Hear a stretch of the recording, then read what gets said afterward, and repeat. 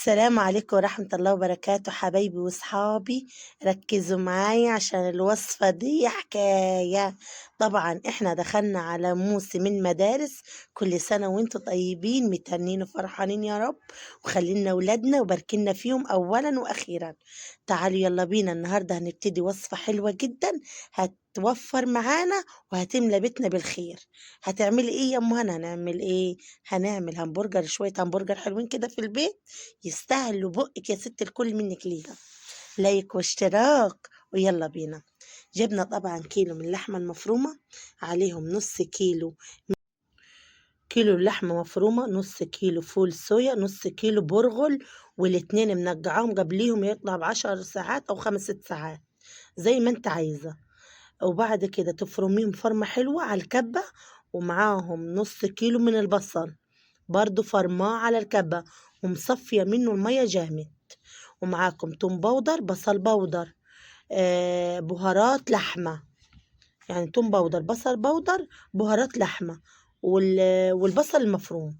بس الكمية الكيلو اللحمة المفرومة هيدي معاكم حوالي 3 كيلو من الهمبرجر. يعني ما شاء الله أكبر، معاكم 3 كيلو ولا 3 كيلو ونص كمان ولا 4 من لحمة من الهمبرجر، جاهز بالخطوات كلها اللي انتوا شايفينها. وأهم حاجة في ده إن احنا البرغل والفول الصويا اللي ينوجا قبليها حوالي ب5 ساعات على الأقل. طبعا هنفرم ايه معاكم؟ فلفل أحمر ألوان، وفرموه بيدي معاكم اللون الأحمر الجميل.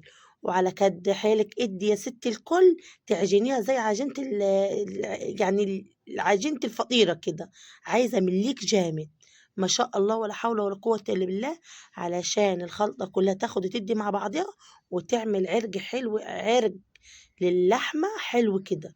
تفضل معاكي بقى كده انت جعانة، طلعي لك 2 همبرجر تجليهم مع رغيف ما شاء الله بشوية خضرة. الله أكبر، تحشي لولادك الصبح، تنفع معاكي في مدارس، تنفع معاكي في رمضان، تنفع معاكم زي ما انتوا عايزين. الوصفة دي وانا نزلتها قبل كده على فكرة، نزلتها ومن كتر حلاوتها بنزلها مرة تانية. طبعا انا ما معيش المكبس بتاع الهمبرجر، بس انا معايا حج البرطمان ده، وزي ما انتوا شايفين الخطوه اهو قدامكم، طلعت ما شاء الله عليها، الله اكبر عليها. بصوا طالعه الجمال ازاي، وكتر العجينه في اللحمي خليتها عامله عرج كده ومتماسكي، ما تفكش معاكي خالص. كل ما تدي عجن فيها اللحمه مع الخضار مع الفول الصويا مع الحاجات دي كلها، الحاجة دي كلها بتعمل معاكي زي العجينة في الآخر، وبتبقى جميلة جدا. تنسيش اللايك والاشتراك حبيبة قلبي منك ليها. وأهم من ده وده، لازم نصلي على النبي ونوحد الله، إلا بذكر الله تطمئن القلوب. ربنا يا رب يشرح قلوبنا بنور الإيمان وحب الرحمن، ويملأ قلوبنا بالتقوى والإيمان. اللهم امين يا رب العالمين. انا طبعا عملت معاكم انا وبكبس في الحج في غطا الحج دي، كبست معاكم كذا مرة عشان اوريكم الخطوات واوريكم ان هي ما بتفكش. وعلى ودي بقى انت الجمد بتاعها زي ما انت عايزة. ما شاء الله الله اكبر. بص انا كبست كديه، والباقي كمان عملت منه يعني حوالي صينية من الكفتة. بصوا الكمية عملت ازاي، ما شاء الله عليها. انتوا بتجيبوا كيلو الهمبرجر ده ب220 جنيه و250 جنيه، وما بتبقيش حاجة ان انت واثقة فيها كمان. يعني انت مش عارفة ايه اللحمة اللي فيه، ولا مفرومة ازاي، ولا ايه الخضار اللي فيها، ولا ايه التوابل اللي فيه. فانت مش ضامنة الهمبرجر اللي انت بتشتريه ولا الكفتة ولا الحاجات دي. لما تعمليها في بيتك لا ضمناها، ما شاء الله ولا حول ولا قوة الا بالله. انت بتطلعي حاجتك من بيتك ضمناها. وانتوا عارفين قناتي مبنية على ايه؟ مبنية على التدبير والتوفير، مبنية على التدبير والتوفير يا حبايب قلبي.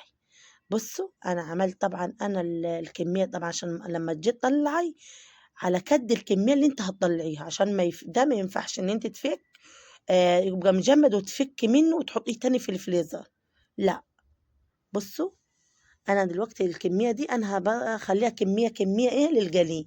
انا عامله صينيه كبيره ما شاء الله، وعامله صواني تانية كبيره، فانا حطيت على كد يعني 6 حتت 7 حتت كده، على كد ما انا اقدر اطلع في عيالي في المدارس واقلي لهم واحشيلهم بقى العيش بتاعهم ان هم ياخدوه ايه معانا. وبرضو هوريكم لما جليته، لما اوريكم لما انا جليته برضو هتشوفوه بعينكم. ما شاء الله بصوا الكميه اللي قعدت قد ايه، يعني رمى ما شاء الله، يعني غير كمان اللي انا ما عملتوش قدامكم.